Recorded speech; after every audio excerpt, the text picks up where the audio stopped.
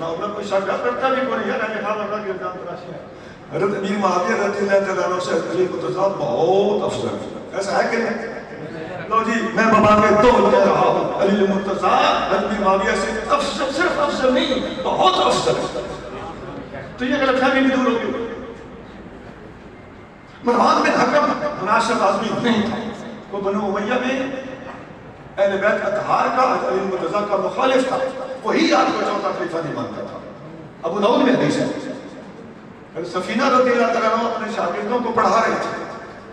حضرت سعید نامی شاگرد تابعی ہیں. حضرت سفینہ نے حدیث سنائی. نبی کریم صلی اللہ علیہ وسلم نے فرمایا میرے بعد خلافت 30 سال رہے گی. کتنے سال؟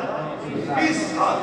تو وہ سعید تابعی تھے. انہوں نے کہا کچھ لوگ کہتے ہیں کہ علی مرتضیٰ چوتھے خلیفہ نہیں ہیں. ایسی خارجیت. آپ نے فرمایا حضرت سعید حضرت سفینہ کہہ رہے ہیں. آپ نے فرمایا کذبت اسحاب بنی مروان. یہ بنو مروان نے گندی گیس خارج کی. لفظ دیکھ کس نے؟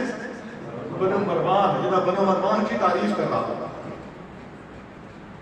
آج لوگ سنیے کو مروانی کہہ دیتے ہیں. خدا کا خوف کرو. لمبی زبان ہے نا تو قیامت کے دن انشاءاللہ یہ کٹے گی.